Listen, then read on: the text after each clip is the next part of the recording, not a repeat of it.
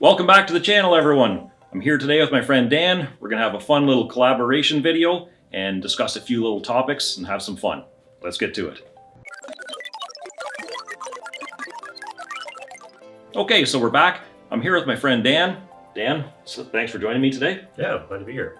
Dan's a videographer with an extensive background in computers and IT as well. We're gonna ask some questions, do some back and forth, and have some fun today. So I guess the first thing I'm going to start with is I'm going to have Dan let everyone know how he got into videography, his current role. Film and videography has always been a passion of mine.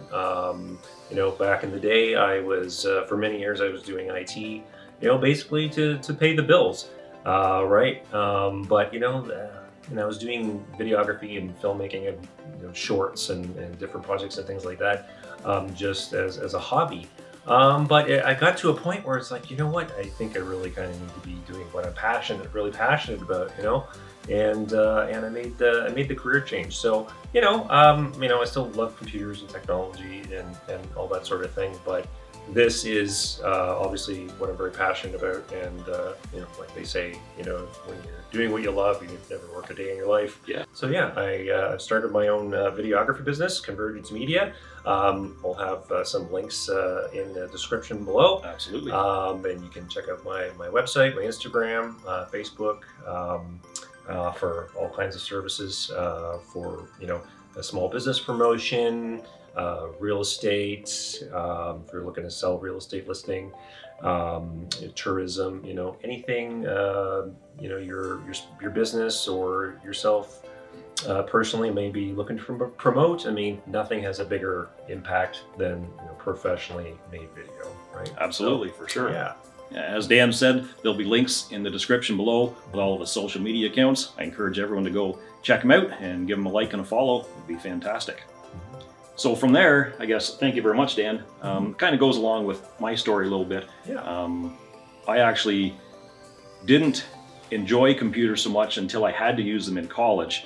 Once I took electronic technology in college, we had to use them every day, and it really blossomed from there. And then video games. Between computer games in college as well too. We played a lot of computer games in our spare time.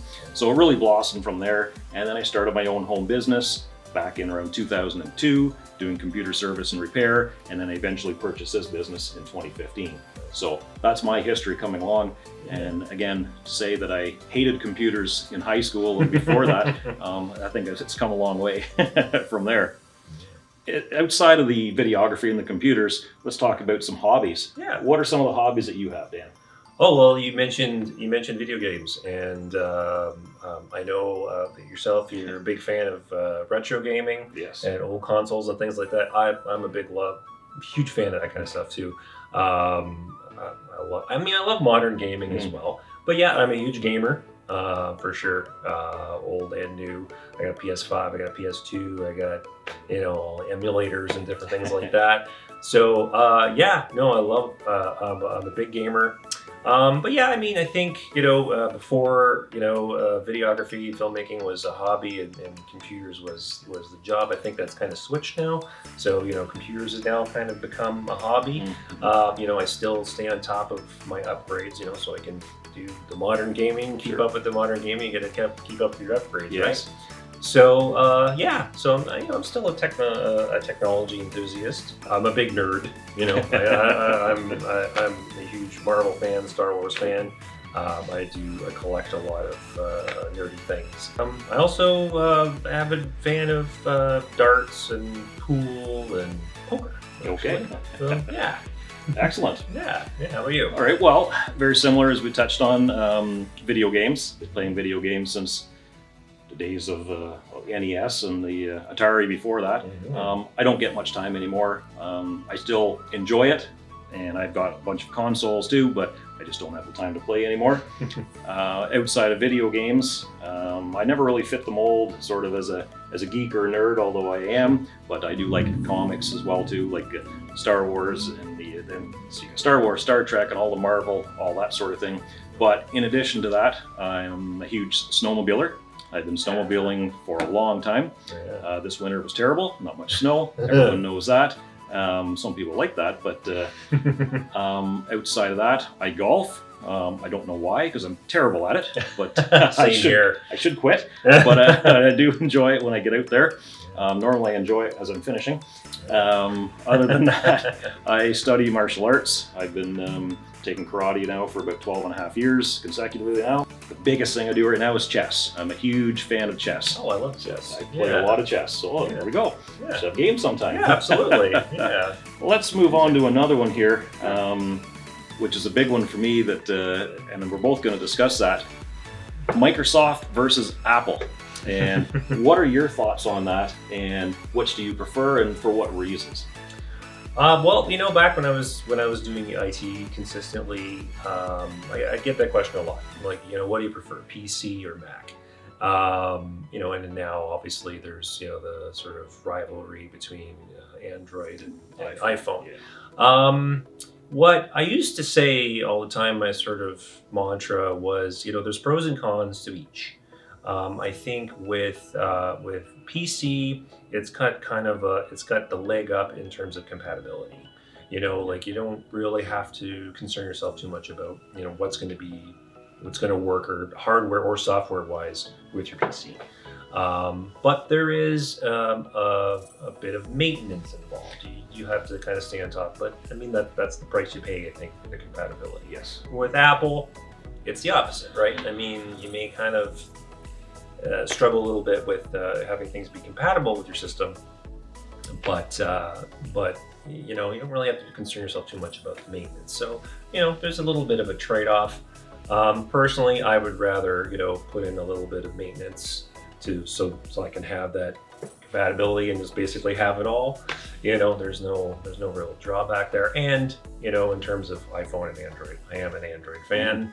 I have a technological background, so I kind of know the behind the scenes, but if that's something that doesn't really concern you, whatever. I mean, iPhone's fine. Yeah, I guess. Yeah, absolutely. Yeah, for sure. It's a big thing for me. My close friends who know me, it's always a big joke. I'm always bashing Apple, but it's probably not for the reasons you thought. It's pretty much for the reason that Dan said. Ever since I started working on computers, back in the 90s and the 2000s specifically, it was easier to work with Windows. You didn't have to worry about compatibility. You could make something work very easily. And if you wanted to expand the system, add some hardware into it, you could do it very easily or with a little bit of tweaking. You couldn't do that with the Apple system. Apple's got a very closed ecosystem. It works very well. Don't get me wrong, not like Apple because it doesn't work. It works very well. You just can't tinker with it. And that's fine for some people, but for those of us who want to tinker and want to do something different, or did in the past at one point, Windows was a better option. Same thing. I was happier and I was more content to put a little bit of maintenance into it to make things work the way I wanted to versus just doing what Apple wanted us to do. So, and the same thing with the phones, as you said too. I'm an Android lover as well. It's just easier. I can plug my Android phone into my PC and I can rip all my photos off very easily. It's not as simple with an iPhone. So, but again, the iPhones, they just work for people who just want a phone and just want it to work, and you don't care about what's going on behind the scenes. Yeah. An iPhone is fine, I guess, as well. So that's the answer why I've always preferred Windows over Apple. I'll continue to bash Apple just because it's fun to do so. Why not? Yeah, that's just kind of how us tech guys think. Yeah, that's right. We've always got an opinion on something like that. So, Yeah. Moving on from that, it's kind of related. Is there any hardware or software that you really dislike?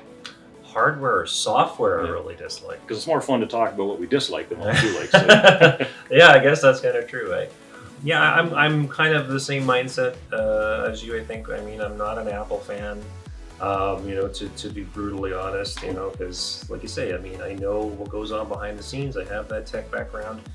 And with Apple, it just, I don't know. But, so, I mean, you'll never see me own an Apple product of any sort. Yeah, I mean, back in the day when technology was a little more archaic, there were certain brands I really just really stayed away from. Nowadays, I mean, I don't know. Not so much. I mean, I don't want to disparage any one particular brand or anything like that too much, but Acer has been, I don't know, I've had a lot of bad luck with Acer personally, but I mean, I guess it's all about experience and all that sort of thing. Right nowadays, I mean, we get into videography. I mean, now I'm like, really kind of, getting into the brands of that stuff as opposed to Canon and Sony and Panasonic, as opposed to the computer stuff. Yeah, I think Dave may have mentioned in another video as well the drawbacks of Norton. I totally sympathize with that. From my experience, it's the same kind of thing. I used to tell a lot of my customers, like, almost regardless of whatever they owned, running Norton 360 was like trying to tow a tank with a Prius. It's so bloated, and it doesn't help. It hinders. They like to say Norton gets its tentacles into everything. Yes.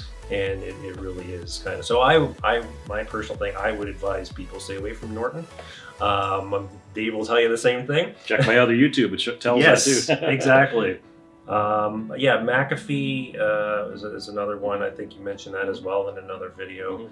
Yeah, McAfee, however you want to pronounce it. Yeah. But you got to really be careful with your antivirus softwares. Usually whatever Windows comes with is good enough. These days, yeah. Yeah. Well, I've got a few to add to it. Anyways, you talk about Acer and whatnot and Dell. I find a lot of the computers, well, all the brands have consumer models and they've got business grade models. So the higher tier, they're far better. I've never been a huge Acer fan, but their business grade computers are very, very good. Really? Their lower tier Aspires, not very good, but the TravelMate laptops are fantastic. Really? Come with a 2-year warranty, and their towers, the business grade towers, very good equipment. Really? I actually, it's the same thing, whether it's Lenovo or Dell or HP or Acer, the consumer models are not that great at all. They come at a good price point, which is attractive, but the quality of them and durability isn't just there, really. That being said, I'm not an HP fan. For new HP computers, terrible for the warranty process. I find all the other companies are much easier to work with, not HP. Horrendous to work with. Really? So that's a huge turnoff for me.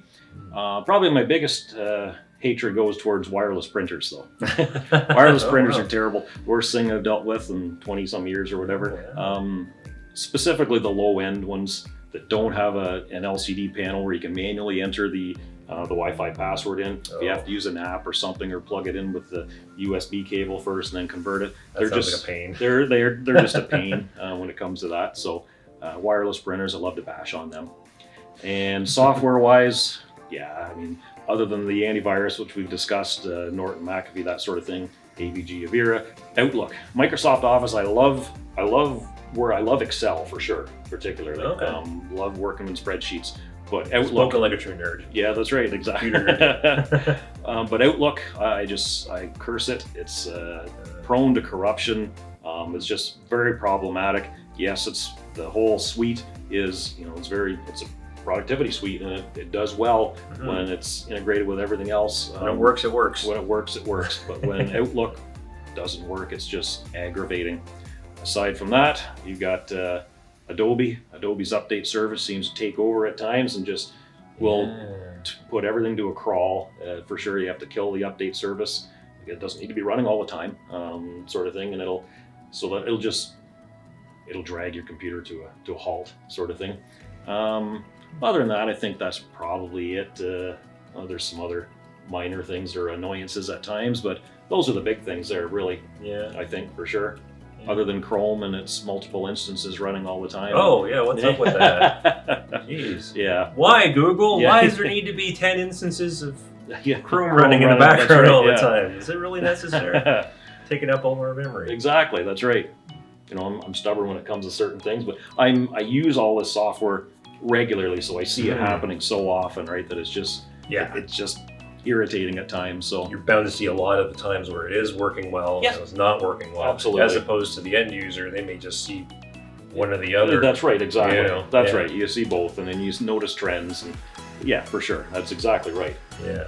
Some people say I never have a problem with it, and that's great. That's awesome. But a lot of people do have a problem with that stuff. So Yeah. So when you see both sides, you get to make different opinions, or you get different opinions formed.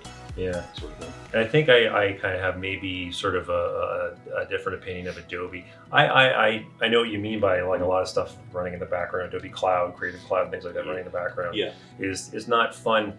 But I will say, from a videographer standpoint, I mean, the software is just amazing. There's just so much you can do with it. And I personally, my personal experience, I really haven't had a little heck of a lot of trouble with it.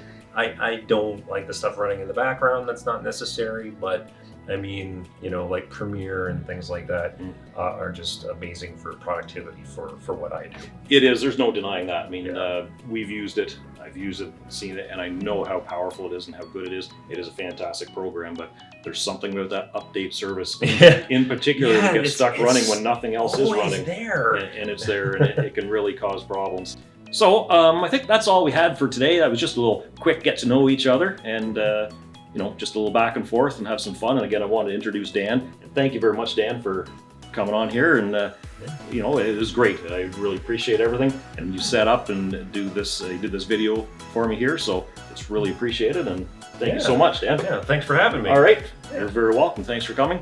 And so again, that's all there is to it. If you have any questions for either of us, please leave a comment below, and we'll go from there. Until then, if you're having any problems, don't forget to restart and have a wonderful day.